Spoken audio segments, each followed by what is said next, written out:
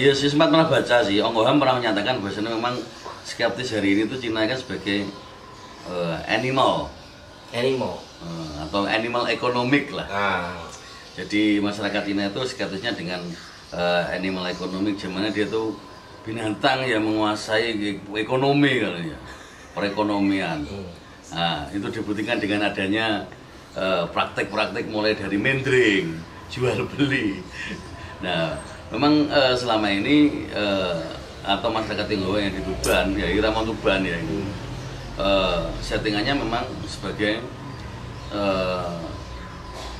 kaum yang minoritas, nah, tapi dia juga sangat berperan gitu dalam perekonomian memang. Karena memang ketika Tuban jadi pelabuhan, mau nggak mau ekonomi harus jalan. Ekonomi jalan, selain itu kan dia banyak mengisi posisi-posisi strategis seperti Kapitan Cina.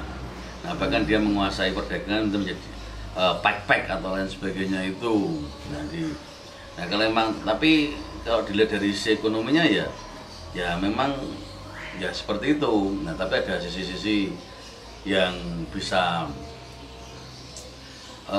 mewarnai lah tentang konteks keislaman atau mungkin yang dari Tuban, yang salah satunya adalah baju koko. Akulturasi. Nah, akulturasi atau baju koko itu dimulai dari orang-orang masyarakat Cina masih menggunakan baju yang adat. Nah itu terus Cina juga berperan penting sebenarnya selain di ekonomi di sini.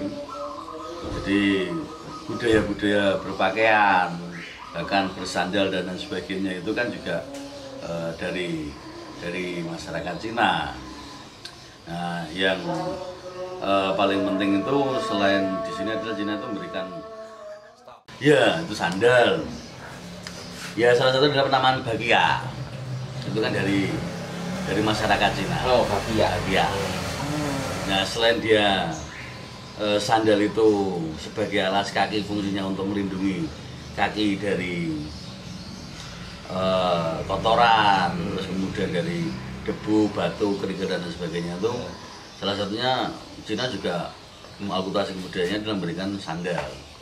Nah dari sandal itu yang pertama itu terbuat dari kayu, sandal yang berbentuk selobokan, terus kemudian depannya agak lancip itu, nah, terus kemudian ada ornamen-ornamennya. Nah baru kemudian dari akulturasi itu mulai dipakai menjadi sandal yang mana tidak dari jepit, mulai dari karet. Nah baru ada sandal dan sepatu selop. Nah selop yang diambil dari selobokannya itu menjadi fungsi itu.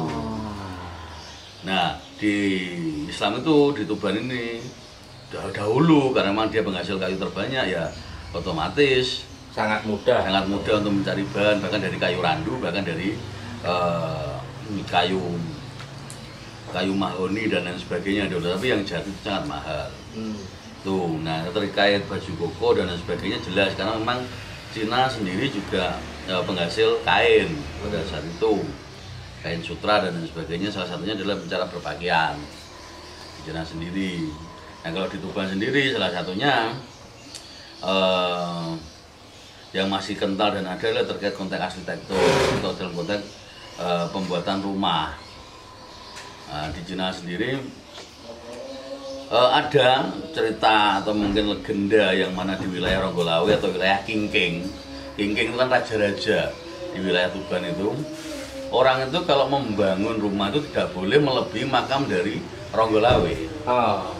Karena versinya kalau dia melebihi atapnya atau Ronggolawe, bahkan orang Cina sendiri juga menyatakan seperti itu, dia mesti akan mengalami musibah atau yang lain, atau mungkin karena di situ adalah wilayah perdagangan atau mungkin sebagai konteks dagang, dia takut kalau dia melebihi rumahnya, membangun lebih dari atap Ronggolawe itu enggak laku. Nah, dan settingan sampai hari ini perdagangan di Tuban sendiri itu selain dia berjualan kelontong dan yang lain, di masyarakat Cina Tuban ini juga memberikan sumbangsi adalah terkait jualan emas atau penjual emas di Tuban. Dan yang satunya adalah jamu Cina atau jamu Cina. Ya, mulai dari teh, jamu dan lain sebagainya sebagai proses untuk pengobatan. Jadi, nah yang paling penting lagi adalah akulturasi dalam konteks makanan. Yang di Tuban itu, jadi kita nggak tahu bubur, nah, dari bubur yang ada di masyarakat Arab itu diakulturasi dengan budaya-budaya Cina. Terus kemudian makanan-makanan untuk pengolahannya seperti cakwe, terus kemudian seperti capcay atau mungkin tauge itu digunakan sebagai sayuran dan lain sebagainya. Bahan kalau tidak ada masyarakat Cina ya saya kira sampai hari ini masyarakat Tuban tidak mengenal kangkung dan caca yang ada itu gitu. Makanan. Jadi apa baju koko sendiri ya sampai hari ini modelnya masih dipakai di kalangan santren atau pondok salah satu Cina itu. Karena memang masyarakat Cina sudah merupakan bagian integral dari masyarakat yang ada di Indonesia, bahkan di Tuban itu sendiri. Nah, sampai hari ini seperti apa? Ya tetap oleh karena memang pembagian kelas yang digunakan oleh pemerintah kolonial membuat Cina itu eksklusif, membuat bangsa Arab itu eksklusif, membuat bangsa Eropa itu menjadi eksklusif. Nah, sedangkan pribumi menjadi golongan keempat atau kelima dari status sosial yang ada di masyarakat. Bahkan pembedanya ada di pendidikan dan lain sebagainya.